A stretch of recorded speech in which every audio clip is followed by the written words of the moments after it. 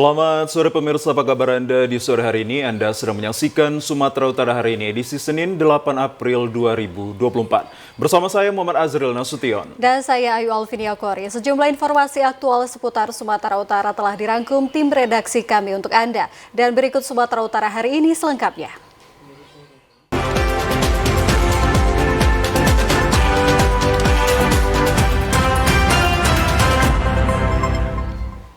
Pemirsa, di informasi yang pertama, 3 hari jelang Lebaran Idul Fitri 1445 Hijriah, Jalan Lintas Sumatera Desa Kampung Pajak Kecamatan 90 Kabupaten Labura sebagai jalur arus mudik tampak antrian kendaraan mencapai puluhan kilometer.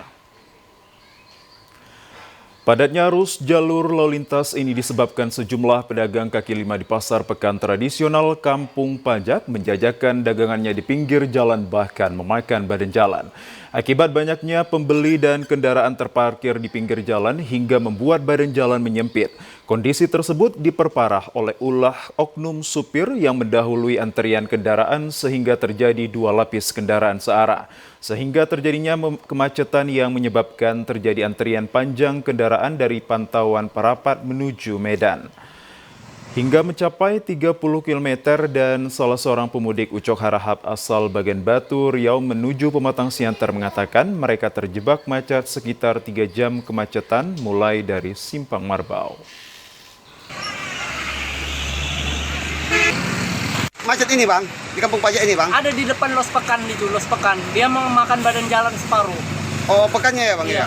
Makanya banyak polisi lalu lintas mengaturnya. Oh itu pekannya setiap apa itu bang? Seminggu sekali. Oh tiap hari minggu juga bang ya? Tiap hari minggu. Berarti itu penyebab macetnya itu bang ya? Penyebab itu, iya betul. Sementara itu, salah seorang pemudik Ucok Harahap mengatakan penyebabnya kemacetan ini akibat ulah pedagang yang menjajakan dagangannya hingga ke badan jalan sehingga kendaraan melintas menjadi macet pula. Ada di depan Los Pekan itu, Los Pekan. Dia memakan badan jalan separuh. Oh pekannya ya bang ya? Makanya banyak polisi lalu lintas mengaturnya. Oh itu pekannya setiap apa itu bang? Seminggu sekali. Oh tiap hari minggu juga bang ya? Tiap hari minggu.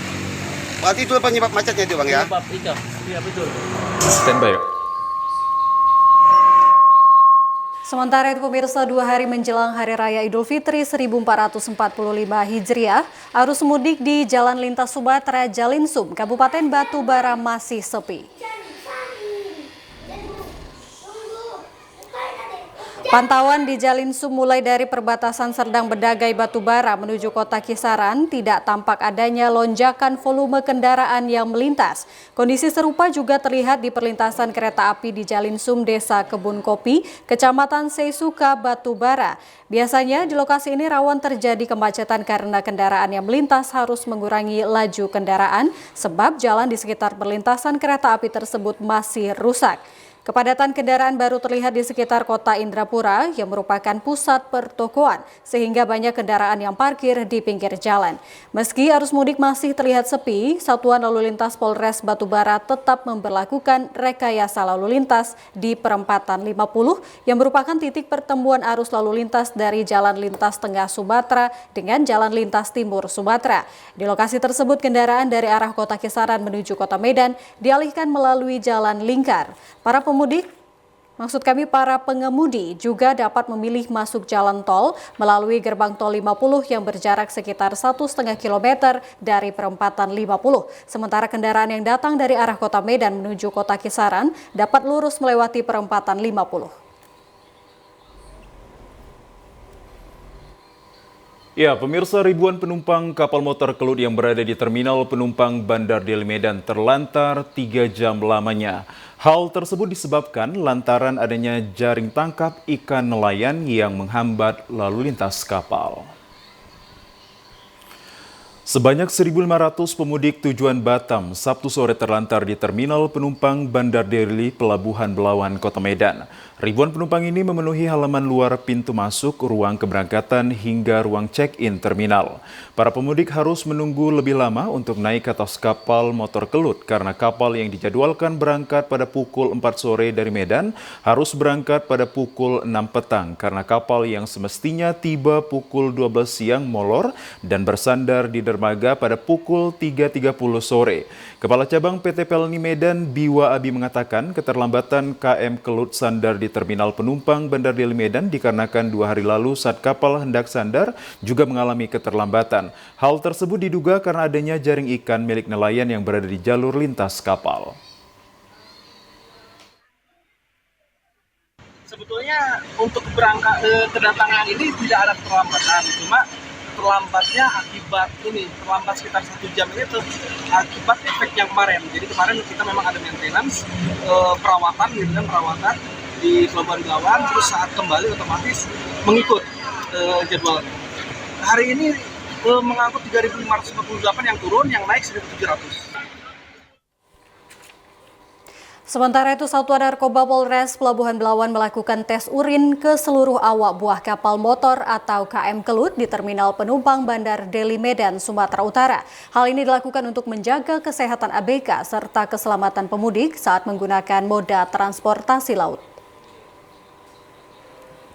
Satuan Narkoba Polres Pelabuhan Belawan melakukan tes urin kepada seluruh anak buah kapal atau ABK KM Kelut saat bersandar di Terminal Penumpang Bandar Deli Pelabuhan Belawan, Kota Medan. Hal ini dilakukan untuk mencegah serta mengetahui kesehatan para awak dan kru kapal agar terhindar dari penyalahgunaan narkoba yang dapat mengganggu tugas dalam pelayanan mudik para penumpang kapal.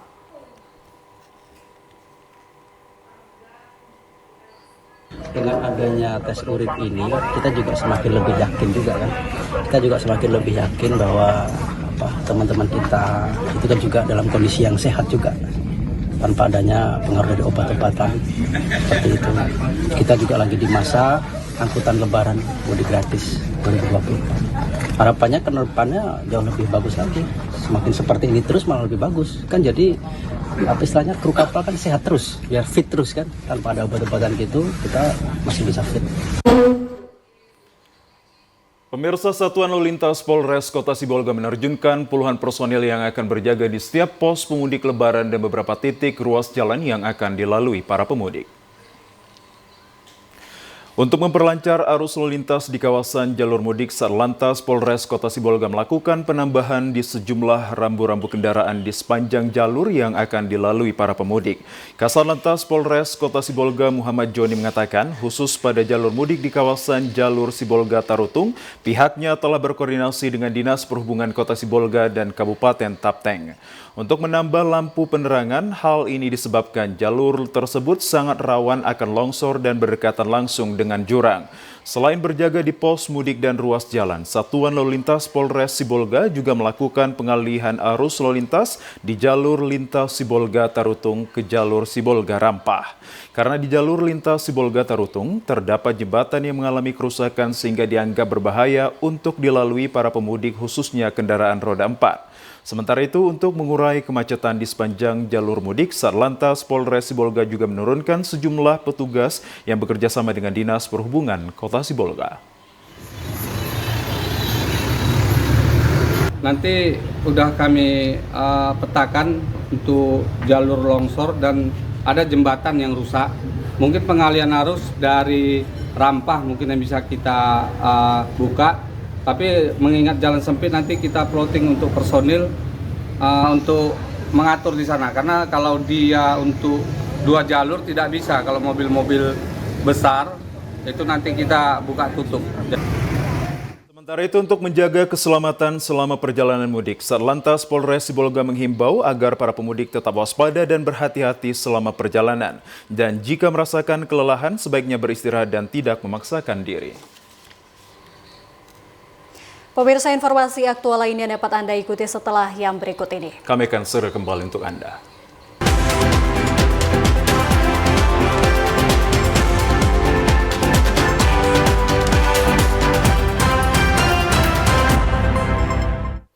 Pemirsa, pemudik Lebaran Idul Fitri 1445 Hijriah tiba melalui Pelabuhan Laut Gunung Sitoli. Diprediksi sebelumnya puncak arus mudik pada kedatangan terjadi 2 dan 1 hari menjelang Lebaran. Berdasarkan data yang dihimpun dari Posko Angkutan Laut Lebaran 1445 Hijriah di Pelabuhan Laut Gunung Sitoli hingga saat ini telah terdata arus penumpang 1036 orang. Data update tersebut terdiri dari kedatangan sebanyak 603 orang penumpang dan 595 orang yang berangkat. Meskipun jumlah penumpang ini tergolong masih belum signifikan, namun diprediksi peningkatannya akan terjadi pada hari ini hingga Selasa 9 April 2024 berhubung memasuki masa cuti Idul Fitri. Menurunnya jumlah penumpang pada rute penyeberangan Gunung Sitoli Sibolga dan sebaliknya kerap membuat keterlambatan kedatangan dan keberangkatan armada kapal. Sepinya penumpang juga menjadi keleluasan ruang bagi pelaku pelayaran memberikan jasa angkutan barang termasuk kebutuhan pokok masyarakat di Kepulauan Nias.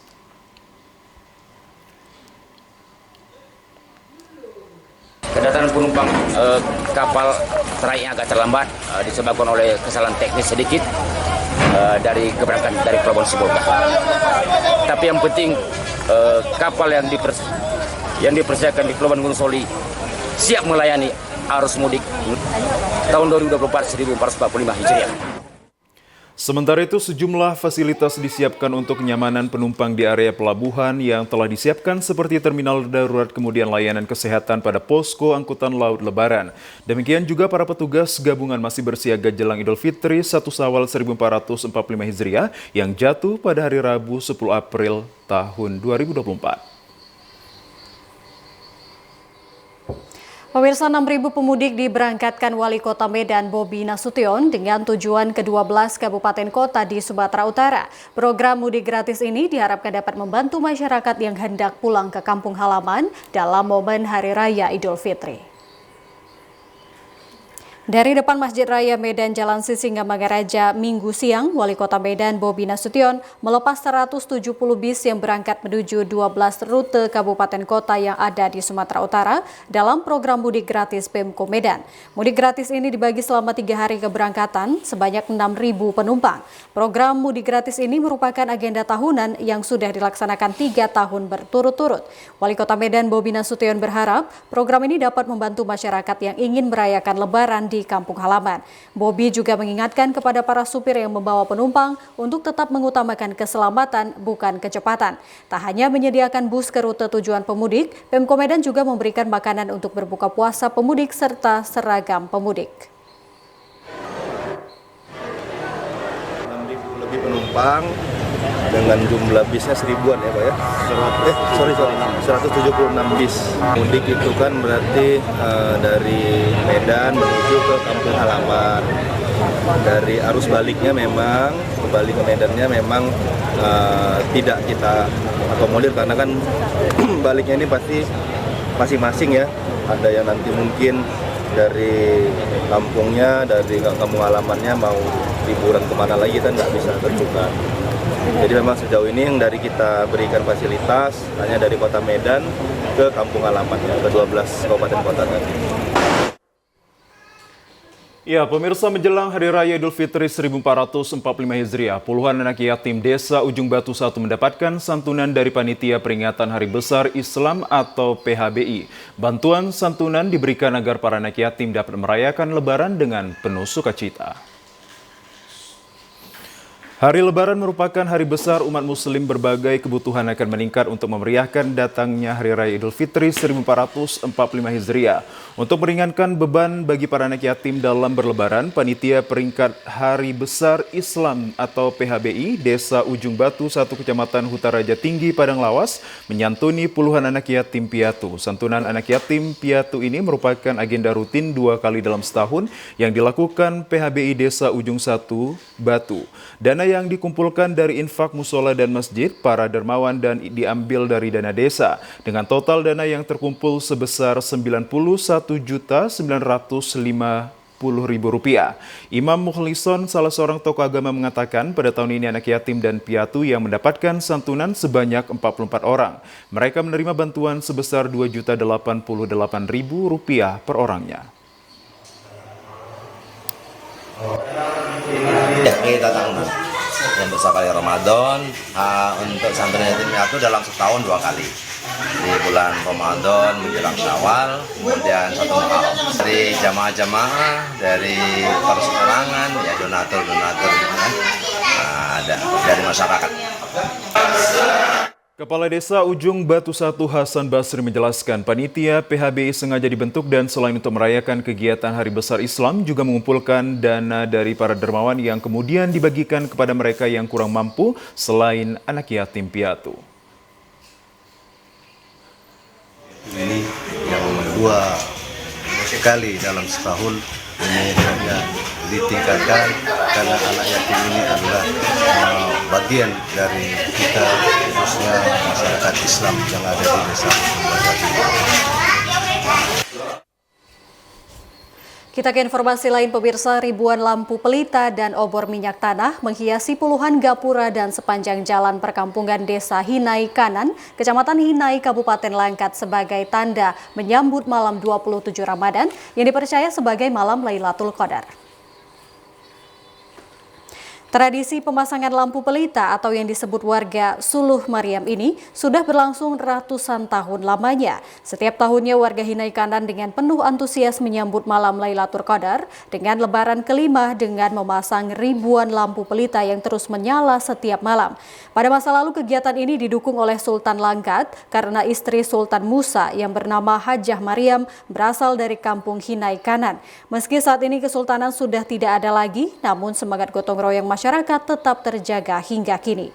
Tradisi ini merupakan warisan leluhur yang harus terus dilestarikan. Selain sebagai bentuk kecintaan pada tradisi nenek moyang, pemasangan lampu pelita juga dianggap sebagai wujud syukur atas berkah dan rahmat yang diberikan Allah. Azwar, salah seorang tokoh pemuda Hinai Kanan, mengatakan, sebagai generasi penerus suku Melayu, para pemuda harus tahu tentang sejarah dan tradisi yang biasa dilakukan para orang terdahulu, sehingga kebiasaan baik tersebut bisa terus dijaga dan dilestarikan.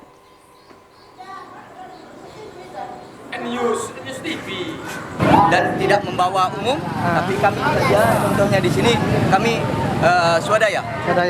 Kawan-kawan yang bekerja di sini, orang-orang tua kami yang mungkin bisa membantu, itulah donatur lillahi ta'ala gitu. Kita beralih ke informasi lainnya, pemirsa. Untuk membantu umat muslim dalam berbuka puasa, DPP Ojek Online Indonesia Ojolali bersama Yayasan Membangun Rakyat Sejahtera atau MRS Foundation berbagi takjil untuk warga Kota Medan. Bertempat di persimpangan Jalan Jamin Ginting, Ojolali bersama MRS Foundation berbagi takjil bubur kacang hijau untuk warga Kota Medan. Ojolali merupakan organisasi perkumpulan untuk memperjuangkan hak-hak dari seluruh rekan ojek online di Indonesia yang belum tersampaikan dengan pemerintah serta provider aplikator. DPP Ojolali yang telah terbentuk DPD Sumatera Utara serta DPC Kota Medan akan segera dilantik untuk siap bekerja sama dengan stakeholder di Indonesia untuk menjaga persatuan dan kesatuan demi kesejahteraan ojek online. Sebagai wujud kepedulian, Ojolali memberikan takjil gratis kepada para pengendara maupun warga yang melintas. Pembagian takjil gratis ini dihadiri Ketua Umum DPP Ojolali, Erwin Sihaan, dan rekan-rekan DPP, DPD Sumut dan DPC Ojolali Kota Medan. Ojolali atau Ojek Online Indonesia terbentuk pada 4 Desember 2023 dan telah disahkan melalui SK Kemenkumham pada tanggal 28 Maret 2024. Saya Erwin Sihaan sebagai Ketua Umum sekaligus pendiri Ojolali. Pada hari ini, Kamis 4 April 2004 di hadapan media, kami jajaran DPP Ojolali telah sepakat untuk mendeklarasikan ojek online Indonesia dalam kurung Ojolali kepada publik. Ojolali terbentuk pada tanggal 4 Desember 2003 dan telah terbit SK Kemenkumham nomor AHU 000-AH.01.07. tahun 2024 pada tanggal 28 Maret 2024 yang bersekretariat di Kota Medan, Sumatera Utara. Sementara itu, Sekjen DPP Ojolali Jekoniah Tarigan mengatakan dalam pembagian takjil ini pihaknya menyiapkan 1.000 bungkus takjil bubur kacang hijau merupakan hasil masakan dari para anggota Ojolali. 1.000 takjil bubur kacang hijau yang dimana itu langsung diolah dan dimasak sendiri oleh teman kita, dari rekan-rekan kita Ojolali, ojek online Indonesia, yang dimana sudah mempunyai legalitas hukum dari SK Kemenkumham yang baru kemarin terbit, dan kita akan terus berjuang bersama-sama apa yang menjadi hak dan kewajiban sebagai ojek online yang ada di Indonesia. Kegiatan bagi takjil kerjasama antara Yayasan Membangun Rakyat Sejahtera yang diketuai oleh anggota DPRD Sumatera Utara Meryl Saragi diharapkan dapat dilaksanakan untuk membantu sesama umat muslim terlebih di bulan suci Ramadan. Ratusan anak yatim piatu yang juga merupakan hafiz Quran berbuka puasa bersama diiringi dengan sholawatan di penghujung Ramadan 1445 Hijriah dengan salah satu komunitas sosial di Kota Medan. Tidak hanya berbuka puasa bersama, ratusan anak yatim penghafal Al-Quran ini juga menikmati dongeng Islami sebelum waktu berbuka puasa. Sebanyak 150 orang anak yatim piatu yang juga hafiz Quran di Kota Medan bersama dengan komunitas sosial Gerakan Istiqomah Sedekah berbuka puasa bersama sebagai wujud rasa syukur di penghujung Ramadan 1445 Hijriah. Hal ini dilakukan untuk membahagiakan anak yatim piatu yang juga penghafal Al-Quran di akhir bulan Ramadan yang penuh berkah. Karena memuliakan dan mengutamakan anak yatim merupakan salah satu kewajiban dalam Islam karena dipercaya mampu meraih keberkahan, terutama di akhir bulan Ramadan. Relawan sosial Aulia Ahmad Siregar mengatakan, berbuka puasa bersama anak yatim penghafal Al-Quran di akhir bulan Ramadan ini dalam rangka membahagiakan para anak yatim menjelang perayaan Hari Raya Idul Fitri 1445 Hijriah. Alhamdulillah kegiatan kita kali ini Bang berjalan dengan lancar bersama anak-anak yatim penghafal Al-Quran. Tujuan kita membahagiakan, menyenangkan hati mereka yang dimana orang-orang tuanya mereka kurang mampu. Jadi kita buat dengan mekanisme yang baru, membawa mereka, menyenangkan hati mereka, berbagi bingkisan, hadiah, dan lain sebagainya. Pemirsa, menjelang Idul Fitri 1445 Hijriah, Bupati Labusel Edimin meresmikan resort berlatar belakang danau di Kelurahan Kota Pinang, Labuhan Batu Selatan. Kemarin diisi dengan hal-hal seperti pemberian santunan kepada anak yatim. Resort Danau Permata yang berada di lingkungan Bulu Haid yang pertama di Kecamatan Kota Pinang akan dijadikan wisata kuliner berupa olahan ikan yang akan memanjakan pengunjung lokal maupun dari daerah lainnya. Selain memiliki danau, tempat ini juga nantinya akan menyediakan permainan air seperti sepeda air dan perahu motor. Untuk dapat membawa pengunjung mengelilingi danau dan setelahnya meresmikan resort, Bupati Labusel Edimin mengatakan bahwa resort ini diharapkan dapat menjadi ikon Kota Pinang Labusel sehingga dapat mendongkrak investor untuk masuk ke Labuhan Batu Selatan. Dan ini membuktikan putra daerah mampu untuk membuat ide yang cukup cemerlang. Ini menjadi suatu ikon di Kabupaten Selatan.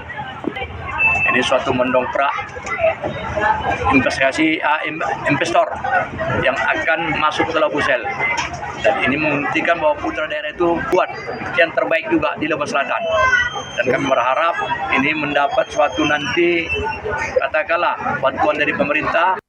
Kemudian tadi sementara itu, Hartono yang merupakan pemilik resort mengatakan tempat ini dibangun bertujuan untuk meningkatkan ekonomi kerakyatan dan juga akan dijadikan budidaya ikan mengingat Labuhan Batu Selatan kebutuhan ikan sangat tinggi yang selama ini dipasok dari daerah lain. Ya, itu untuk pemain yang untuk seperti speedboat ataupun itu sepeda air, ya. Itu dari ya buatan sendiri juga. Harapan saya semoga semuanya ini diberdaya bersama dan akan jadi terus kedepannya bisa menjadi fokus wisata yang wisata terbesar di daerah Labuhan Batu. Pemirsa, kami akan kembali dengan informasi menarik lainnya. Tetaplah bersama kami akan segera kembali untuk Anda.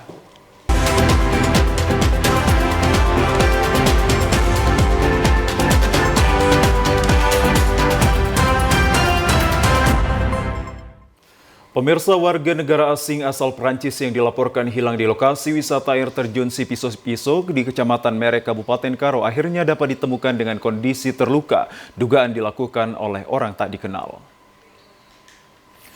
Setelah proses yang cukup sulit dan lama, akhirnya bule asal Prancis yang dilaporkan hilang ditemukan masih hidup dan dapat dievakuasi. Sebelumnya Sabtu siang WNA seorang wanita inisial AZ umur 52 tahun korban dilaporkan diganggu OTK dan hilang oleh anaknya yang berpisah di lokasi sebelum air terjun Sipiso-Piso. Setelah pencarian akhirnya malam itu ditemukan oleh tim pencarian Polri, TNI Basarnas dan dibantu warga setempat Desa Pengambatan Kecamatan Mere, Kabupaten Karo. Namun karena kondisi lokasi perbukitan yang curam dan malam hari, korban belum dapat dievakuasi. Akhirnya Minggu pagi baru dapat dievakuasi dan korban dibawa ke Rumah Sakit Umum Daerah Kabanjahe untuk perawatan medis. Pemeriksaan awal korban terluka di bagian kepala, tangan dan jari yang diduga mengalami perampokan dan kekerasan oleh OTK. Kapolres Tanah Karo AKBP Wahyudi menjelaskan dari keterangan para saksi dan ditemukan sejumlah barang bukti seperti baju, sepeda motor yang ditinggal dan benda tumpul di TKP, maka diduga korban diserang OTK. Pihaknya masih melakukan olah TKP kembali dan penyidikan lebih lanjut. Korban menderita luka di kepala bagian belakang, kemudian tangan sebelah kanan, kemudian jari sebelah kiri itu ada luka dan mengeluarkan darah. Saat ini sedang ditangani oleh tim medis. Pemirsa, ratusan kios dan lapak pedagang di pasar tradisional Tarutung, Kabupaten Tapanuli Utara ludes terbakar tadi malam. Kebakaran hebat terjadi di pasar tradisional Tarutung, Kabupaten Tapanuli Utara pada Minggu malam sekitar pukul 9:30 menghanguskan ratusan kios yang berisi barang dagangan para pemilik kios. Dalam peristiwa kebakaran pasar tradisional Tarutung yang merupakan bangunan berdinding papan dan terbuat dari kayu serta isi kios yang berisi bahan mudah terbakar mengakibatkan api dengan cepat menjalar ke hampir seluruh bangunan pasar. Sejumlah warga dan pemilik kios di lokasi kejadian terlihat panik dan tidak mampu berbuat banyak akibat kobaran api yang terus membumbung tinggi. Namun sebagian para pedagang ataupun pemilik kios terlihat berusaha untuk menyelamatkan barang dagangannya yang tersimpan di dalam kios. 3 jam setelah kebakaran, api dapat dipadamkan petugas pemadam kebakaran dari Pemda Taput dan unit Damkar Pemkap Toba, serta Humbang Hasundutan bersama warga serta personil Polri dan TNI berjibaku memadamkan api yang terus berkobar dan menghanguskan bangunan pasar. Untuk menghindar makin meluasnya kobaran api ke blok kios lain, sejumlah kios terpaksa dirusak dengan menggunakan alat berat. Sementara itu penyebab dari kebakaran belum dapat dipastikan, namun hingga saat ini tidak ada ditemukan korban jiwa. Ya baik pemirsa, kami laporkan dari Tarutung dari Kabupaten Tapanuli. Barusan terjadi kejadian kebakaran di lokasinya di Pasar Tradisional Tarutung. Hingga saat ini situasi masih berlangsung pemadaman dari pemadam kebakaran dari Pemda sekitar dan termasuk dari Pemda setempat, dari Pemkap Taput dan juga dari PK Umbas dan Tobasa. Hingga saat ini situasi masih belum bisa kondusif karena api masih menjalar dan petugas pemadam kebakaran masih berupaya memadamkan api yang belum bisa dipadamkan. Demikian kami laporkan, kembali ke studio. Ya, pemirsa, kita beralih ke informasi lainnya. Kejadian luar biasa KLB malaria pada pulau terluar Pulau Simuk di Kabupaten Nia Selatan mendapatkan perhatian khusus dari pemerintah. Penanggulangannya secara komprehensif dan juga berkelanjutan. Kasus penyakit malaria yang melanda warga dari 6 desa di Pulau Simuk merupakan pulau terluar Indonesia yang ada di Kabupaten Nia Selatan. Dalam 2 bulan terakhir mencapai 50 orang lebih warga daerah itu positif terjangkit malaria. Bahkan sempat berjatuhan korban meninggal dunia berdasarkan data sebanyak 4 orang hingga akhir Maret 2024. Sementara warga lainnya dengan gejala malaria meninggal dunia tanpa dilaporkan kepada pihak dinas kesehatan setempat. Dari kasus ini, pemerintah setempat menetapkan kejadian luar biasa KLB malaria. Inti dari penetapan status KLB malaria dilakukan kewaspadaan dan penanggulangan serta pengendalian faktor nyamuk penular parasit Plasmodium. Melalui pemberantasan sarang nyamuk sekaligus upaya pencegahan dan penurunan kasus demam berdarah dengue, penanggulangan lainnya berupa pemberian obat-obatan serta perawatan intensif khusus bagi pasien yang terjangkit malaria. Selain itu di Pulau Simuk terus dilakukan penyemprotan fogging. Warga dihimbau untuk melakukan 3M, yakni menguras tempat-tempat penampungan air, mengubur dan memanfaatkan atau mendaur ulang barang-barang bekas yang dapat menampung air di sekitaran rumah. Waktu itu masih kayaknya kantornya masih baru, tapi kayaknya saya lihat ya. Ini penyakitnya sama ini Pak, dulu di Serdang pun begini. Untuk kedepannya nanti kita akan bicarakan secara lanjut, secara teknis bagaimana agar pelaksanaan ini bisa berjalan secara berkelanjutan dengan mencapai tujuan bahwa pengelolaan keuangan itu bisa dilaksanakan dengan baik sesuai dengan aturan dan bisa dipertanggungjawabkan dengan bukti yang sah. Ini dalam pengelolaan keuangan desa menjadi kita nikmati bersama dengan ilmu yang kita dapatkan tadi. Sistem keuangan desa itu bisa berjalan sesuai dengan koridor hukum yang berlaku. Pemirsa, kejadian luar biasa KLB malaria pada pulau terluar Pulau Simuk di Kabupaten Nias Selatan mendapat perhatian khusus dari pemerintah. Penanggulangannya secara komprehensif dan berkelanjutan. Kasus penyakit malaria yang melanda warga dari 6 desa di Pulau Simuk merupakan pulau terluar Indonesia yang ada di Kabupaten Nias Selatan. Dalam 2 bulan terakhir mencapai 50 orang lebih warga daerah itu positif terjangkit malaria. Bahkan sempat berjatuhan korban meninggal dunia berdasarkan data sebanyak 4 orang hingga akhir Maret 2024. Sementara warga lainnya dengan gejala malaria meninggal dunia tanpa dilaporkan kepada pihak dinas kesehatan setempat. Dari kasus ini pemerintah setempat menetapkan kejadian luar biasa KLB malaria. Inti dari penetapan status KLB malaria dilakukan kewaspadaan dan penanggulangan serta pengendalian vektor nyamuk penular parasit Plasmodium. Melalui pemberantasan sarang nyamuk sekaligus upaya pencegahan dan penurunan kasus demam berdarah dengue atau DBD, penanggulangan lainnya berupa pemberian obat-obatan serta perawatan intensif khusus bagi pasien yang terjangkit malaria. Selain itu di Pulau Simuk terus dilakukan penyemprotan fogging. Warga dihimbau untuk melakukan 3M, yakni menguras tempat-tempat penampungan air, mengubur dan memanfaatkan atau mendaur ulang barang-barang bekas yang dapat menampung air di sekitaran rumah. Selanjutnya melakukan kegiatan gotong royong pembersihan kawasan dan lingkungan seluruh desa secara terjadwal. Yang dilakukan tenaga kesehatan kita menuntaskan dulu ya di 6 desa melakukan fogging. Dan mungkin nanti akan berlanjut lagi foggingnya setelah kita lihat sudah mulai melandai, dan itu akan sekali lagi melakukan foggingnya karena telur nyamuk itu mungkin masih ada lagi di genang-genangan air dan di rawa. Pasien memang ada di 2 hari masih adalah 1-2 yang positif malaria, dan itu yang kalau kita awal sampai kemarin itu masih sudah ada 50 yang penderita malaria, tetapi untuk hari ini kami belum ada kabar bahwasanya sudah ada yang positif. Pemirsa, puluhan warga mendatangi rumah pasutri yang diduga pengelola arisan lebaran bodong di Dusun 6 Desa Bangun Rejo, Kecamatan Tanjung Morawa, Kabupaten Deli Serdang. Mereka menggedor pagar rumah pengelola, namun sang pasutri telah melarikan diri. Dengan didampingi Kepala Dusun 6 dari RT setempat, belasan ibu-ibu mendatangi rumah terduga pelaku arisan lebaran bodong yang berada di Komplek Perumahan Mandiri Indah di Desa Bangun Rejo. Puluhan ibu-ibu ini menggedor dan menggoyang-goyangkan pagar rumah terduga pelaku sambil memanggil nama pengelola Gandhi Putri dan suaminya Hendra. Mereka meminta terduga pelaku segera membayarkan uang arisan mereka karena akan dipergunakan untuk lebaran. Ada berbagai jenis arisan yang diikuti para puluhan ibu-ibu ini, mulai dari arisan jula-jula, arisan daging, dan arisan uang yang nominalnya mencapai puluhan juta rupiah. Salah seorang korban arisan lebaran, Dinda, mengatakan ia mengikuti arisan lebaran ini sejak tahun 2018 dan tidak pernah ada permasalahan. Namun akhir ini setelah ia pulang dari melaksanakan ibadah umroh, berbagai permasalahan timbul hingga pernah ribut dengan pelaku. Para ibu-ibu anggota arisan berharap agar uang mereka segera dibayarkan. Saya dari 2018 ikut sama dia, Bang. Sampai inilah baru tahun inilah dia baru terbukti yang aneh-aneh ini keluar. Karena dari 2018 itu nggak ada kejanggalan-kejanggalan yang aneh, itu nggak ada.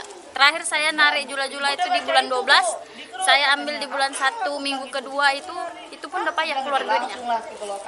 Itu udah banyak. Kami bentrok juga, berantem juga ini di sini sama mamanya, sama si Salwa pun nggak berani keluar. Cuma mamanya yang keluar, itu pun bertahap ngasih duitnya, nggak langsung. Sementara Kepala Dusun 6 Desa Bangunrejo Suwarno mengatakan terduga pelaku saat ini telah tidak ada di rumah karena tadi malam seluruh barang-barang di dalam rumah telah diangkut. Begitu pagi, telepon saya jawab. Saya tanyakan bagaimana Mbak masalahnya. Masalah jula-jula kami yang belum terbayarkan, yang masih tertunda belum dibayar kepada kami, gitu Pak. Itu yang kami ketahui. Jadi pemilik rumahnya ini memang kabur nih Pak ya? Yang kabur. Ini Bapak RT ini pun menyatakan bahasanya kabur dan pintu digembok semua, pelat nama semua pun ini, macam si AC pun sudah dilepasi semua. Masalahnya tadi malam yang kami ketahui informasi tadi malam. Pasca himbauan Wali Kota Medan Bobi Nasution terkait pembebasan tarif parkir di kawasan non-parkir elektronik, petugas gabungan Satuan Samapta Polrestabes Medan dan Dinas Perhubungan Kota Medan mengintensifkan razia juru parkir liar di berbagai titik lokasi di Kota Medan. Petugas gabungan Sat Samapta Polrestabes Medan dan Dinas Perhubungan Kota Medan mulai mengintensifkan razia gabungan untuk mempersempit ruang gerak para juru parkir liar di berbagai titik lokasi di Kota Medan. Petugas gabungan menyasar berbagai titik di kawasan Jalan Cirebon, Jalan Surabaya, hingga Jalan AR Hakim Sukaramai yang selama ini marak juru parkir liar. Para juru parkir liar yang tanpa menggunakan alat parkir elektronik menjadi target operasi petugas untuk nantinya diboyong ke markas Sat Samapta Polrestabes Medan untuk dilakukan pembinaan. Kasat Samapta Polrestabes Medan Kompol Muhammad Alan Haikal mengatakan, sejak mulai 4 April 2024, petugas telah mengamankan sebanyak 83 orang juru parkir liar dan kini dilakukan pembinaan.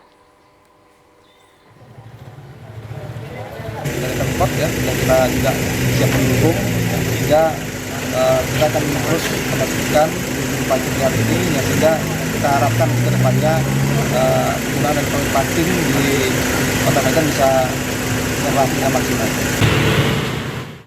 Razia ini dilakukan sejak adanya instruksi Wali Kota Medan untuk menerapkan razia terhadap juru parkir liar yang masih melakukan pengutipan parkir secara manual di kawasan parkir non-elektronik. Polisi minta kepada masyarakat untuk tidak ragu melaporkan jika terdapat juru parkir liar melalui call center kepolisian 110. Kita beralih ke informasi lainnya pemirsa, selain aneka kue kering khas Lebaran, warga di Kota Binjai juga menyiapkan berbagai manisan buah-buahan untuk hidangan di hari Lebaran. Menjelang Hari Raya Idul Fitri 1445 Hijriah, sejumlah warga mulai mempersiapkan aneka hidangan untuk menu di hari Lebaran nanti. Selain kue kering, warga juga menyiapkan menu lainnya seperti manisan buah-buahan. Di Kota Binjai, penjual manisan buah-buahan musiman dapat dijumpai di sekitaran Pasar Tafib, Kota Binjai. Aneka jenis manisan buah-buahan dijual mulai dari manisan buah pepaya aneka bentuk dan warna, manisan buah asam glugur, kolang-kaling, salak, mangga, pala, kedondong, dan buah lainnya. Manisan yang dijual juga ada manisan kering maupun manisan basah, manisan yang telah jadi tinggal disajikan dan dimakan atau manisan yang masih mentah. Adapun harganya bervariasi mulai dari Rp15.000 per kilonya hingga Rp60.000 per kilogramnya. Perjualan manisan ini hanya ada menjelang Lebaran saja dan tidak dijumpai di hari biasanya. Menurut para penjual, penjualan manisan ini hanya dapat pada puasa dan Lebaran karena permintaan warga yang sangat tinggi untuk keperluan Lebaran. Dalam sehari biasanya para penjual dapat menjual 30 hingga 50 kg manisan buah-buahan. Pemirsa, berikut informasi perakiraan cuaca di sejumlah daerah di Sumatera Utara dari Badan Meteorologi, Klimatologi, dan Geofisika Wilayah 1 Medan berlaku pada hari Selasa 9 April 2024. Halo Sobat BMKG, senang sekali saya Lestari Irene Purba, perakirawan BMKG Wilayah 1 Medan, menyapa Sobat BMKG dimanapun berada untuk menyampaikan update perakiraan cuaca untuk tanggal 9 April 2024.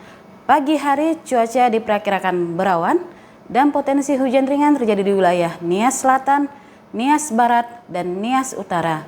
Untuk siang hingga sore hari berpotensi hujan ringan hingga lebat di sebagian wilayah Sumatera Utara dengan potensi hujan lebat terjadi di wilayah Tapanuli Utara, Tapanuli Tengah, Sibolga, Humbang Hasudutan, Fakfak Barat, Karo, Dairi, dan sekitarnya.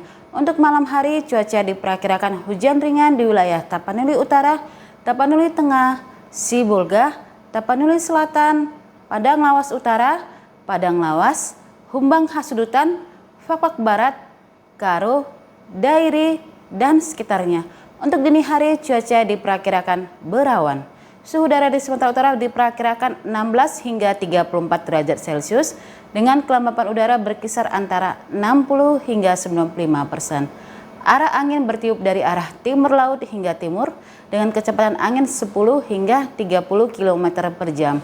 Tidak adanya titik panas yang terpantau di wilayah Sumatera Utara untuk tanggal 7 April 2024. Dihimbau kepada masyarakat yang berada di sebagian wilayah pantai barat hingga pegunungan Sumatera Utara untuk waspada adanya potensi hujan dengan intensitas sedang hingga lebat yang disertai petir dan angin kencang yang dapat menyebabkan banjir, longsor, serta bencana hidrometeorologis lainnya. Demikian perakiraan cuaca untuk hari Rabu 9 April 2024. Semoga bermanfaat dan sampai jumpa kembali.